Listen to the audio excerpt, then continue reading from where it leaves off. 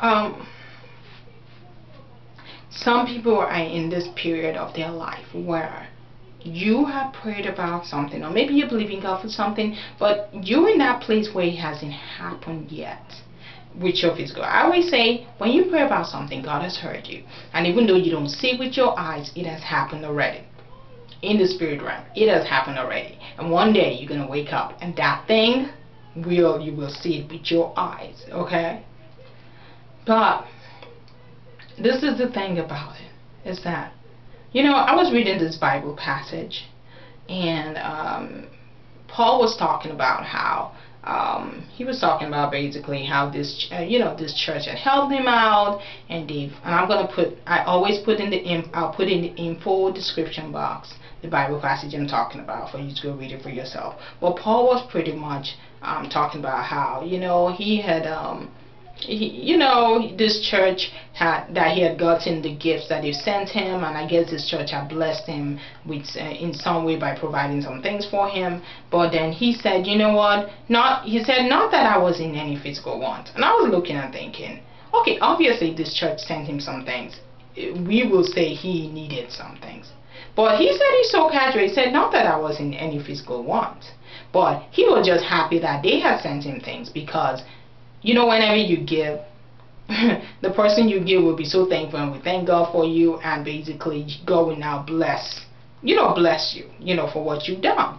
But the way Paul sounded in that Bible passage was as if, no matter what, even though he had not seen their gifts and he needed some things, he was very content. He said, I've learned to be content, whether I'm in lack or I have abundance. And I was thinking, whoa. So, are you trying to tell me that, of course, there's going to be times when you are experiencing what you might call lack. But he said, I've learned to be content. It's so hard to think about being content when you're experiencing lack, right? It's like, how can you be content? How can you be okay when you're experiencing lack? And then I thought about the story of Jesus when the storm was happening, with the disciples. And again, I'll put the passage for you to go read it yourself, in the info box. But the storm was happening and Jesus was sleeping. I'm thinking Jesus was sleeping. He was not troubled. He was not bothered. And that's kind of how that passage went. Paul said, I've learned to be content. Whether I have lack or I have abundance, it's all the same to me.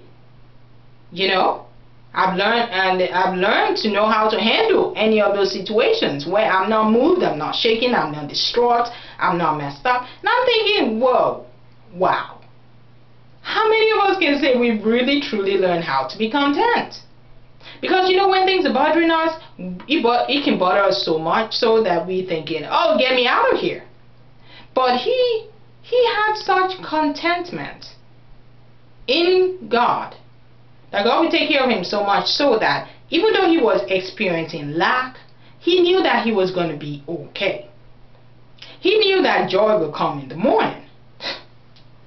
And he said this Bible passage, he said, he's learned to be content because he has learned that he can do all things through Christ who strengthens him. And it's kind of funny because sometimes when we quote that scripture, I can do all things through Christ who strengthens me, we're thinking about something big and great. We want to do something grand, right? But he was using that to say he can do all things through Christ who strengthens him. He can be in lack and in abundance and be okay. He can be in those situations and be okay because he has Christ who strengthens him. And how beautiful will it be that it doesn't matter whatever we are faced with, whatever is coming our way, we are okay. And we know beyond the shadow of a doubt that we are okay.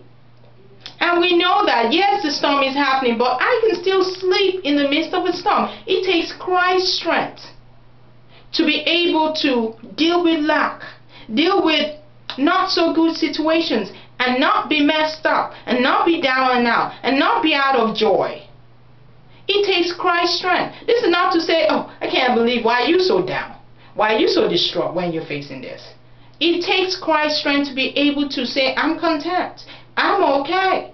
He said, I wasn't really in any physical want, and I'm thinking, obviously you are, but he wasn't feeling that he was in any problem. He didn't feel like he had a problem because he knew he had Christ who was strengthening him to be okay in the midst of whatever he was facing. And he knew beyond the shadow of a doubt that he was going to be taken care of. And that this was just a phase. This was just a time period. But God was with him. And things were going to turn out right. I pray that no matter what we are facing, even if it looks like the storm of life is happening, even if it looks like things are looking all messed up, that we can be so confident and bold and so okay. That we're not shaking in our boots, that we're not all stressed out, all afraid. In the midst of the storm. Who sleeps in the midst of a storm? Jesus did. And we can too. Because we can do all things through Christ who strengthens us. Who can say, I'm content, whether I have lack or I have abundance? Paul did, because he realized he could do it through Christ who strengthens him. You can ask for God's strength and say, God, give me strength to be able to be in any situation where I'm not moved or shaken. Do you know why? Because no matter what, because when you're God's child, you know what happens? You will always see good happen in your life because you're God's child.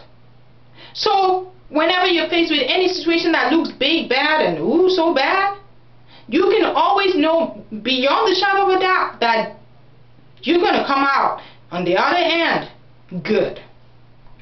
So you can be content whether you have lack or abundance, or you're in that time period when you haven't seen your answers to your prayer requests with your eyes.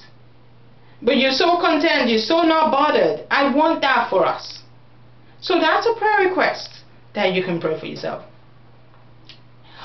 Strengthen me. Strengthen me. And know that you can do all things through Christ who strengthens you. You can face storms. You can face any situation through Christ who strengthens you, and you're going to be just fine. I love you guys, and I expect good to happen in your life. Expect good to happen in your life, because you have a God who made the heavens and the earth as your Father. And if you want to know about having a relationship with God, I'm going to put a link to my video about Simply Jesus Christ. It introduces you to God, who wants to be your Father because he loves you so much. I love you guys. I'll talk to you later. Bye.